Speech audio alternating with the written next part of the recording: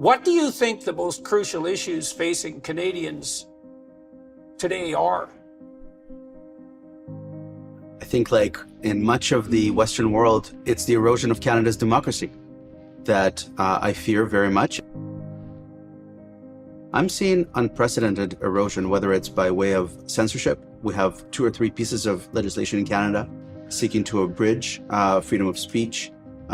We have regulators coming down on membership. We have obviously social media giants also censoring speech. Then, as many of you know, I have been very saddened by the fact that close to 20% of Canadians are treated as effectively second-class citizens. I made the choice that most Canadians have made, but that doesn't mean that we should impose our choice on others. In fact, we've never done that as Western civilization. We're seeing an unlawful invocation of the Emergencies Act that was predicated in false propositions voted on after the alleged emergency was over, clearly without meeting the letter of the law, which suggests that you don't need it if you have other legislation to deal with it. So, Jordan, I think that if you don't have democracy, you don't have anything. And I'm very, very concerned about where we're headed. We're actually facing something serious in Canada in relationship to our democratic freedoms. And why should people assume that this isn't just a scandalous talking point that the Conservatives are using to drum up interest in the leadership race? What do you see happening? Well, as they would say in Latin, ipsa loquitur, it speaks for itself. You see it before your very eyes. Government is passing legislation which would dictate, which would manipulate what Canadians see online, giving the CRTC, which is our broadcast regulator, even more power to determine what we may and may not see. We see government also picking winners and losers in the media, in that we know that we do not have effectively free and independent media in Canada because it's heavily subsidized. The government bailed out the media a couple of years ago and continues with annual subsidies. How can you have free and independent media when the government signs its paycheck?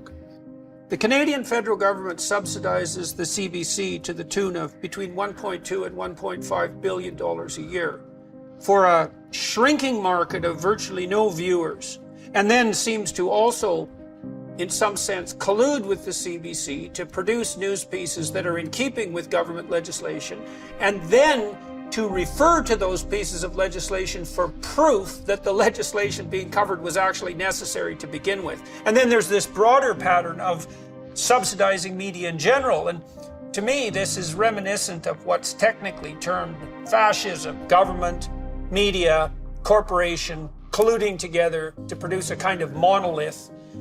What would Pierre Poilievre on my podcast, when I interviewed him, famously or infamously said that he would defund the CBC. And so what's your take on that from a policy perspective?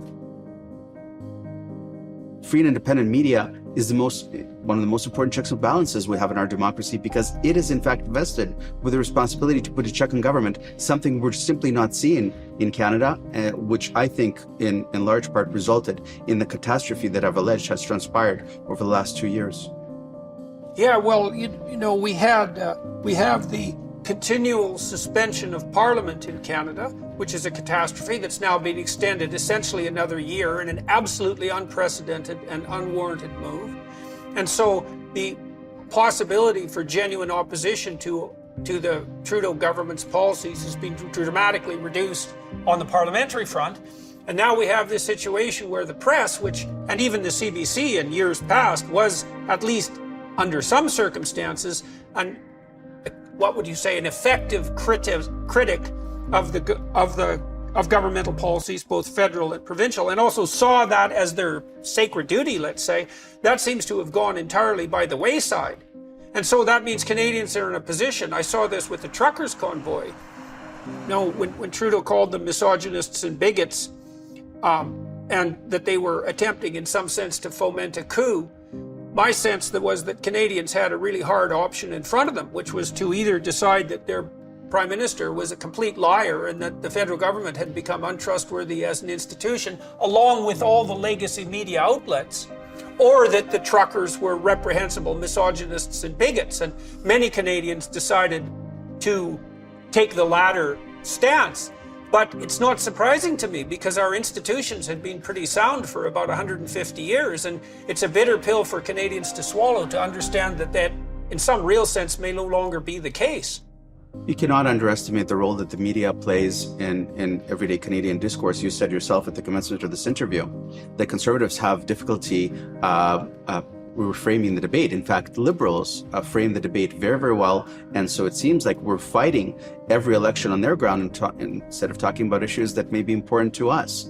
And so there's no question that media has a large part in how the daily conversation goes on, which is why it's so important that we keep it independent and objective by ending all financial relationship between government and the media. But back to the truckers. Jordan, everything the Trudeau government said about the Ottawa convoy turned out to be false. And it's on the strength of those misrepresentations that a lot of Canadians formed public opinion, and on the strength of those misrepresentations that the government tried to justify the invocation of the Emergencies Act, which is the successor of the War Measures Act that hasn't been invoked since the 70s. And so this particular piece of legislation was invoked for the first time. This is, of course, an affront to democracy, but it's important in how you stated that it was in fact the CBC that raised the prospect of foreign collusion, and one or two cabinet ministers pointed to evidence in the media in support of their suggestion that there was foreign collusion. So the government is funding the media. The media is speculating and is often wrong. The government is predicating action on the basis of such media speculation, and then justifies its invasive and very undemocratic action. So I think we're in real trouble here, and we got to rethink all of this. And while Trudeau, it seems to me that Trudeau believes his own press releases in some real sense. And I'm not actually quite as cynical about that as I might be, because I don't think it's possible to generate a web of deception around you, a web of instrumental deception around you, and simultaneously maintain your distance from that. And so I think when he feeds stories to the CBC and then the CBC feeds them back, he believes it. It's not merely cynical, it's that he's trapped up in his own web of deception. I think we've been seeing in the last couple of years, one of the hallmarks of authoritarian regimes is that they peddle half-truths or things that often are not true. But quite often they tend to believe in the system, that the people around them are made to buy into those half-truths because that essentially strengthens the system.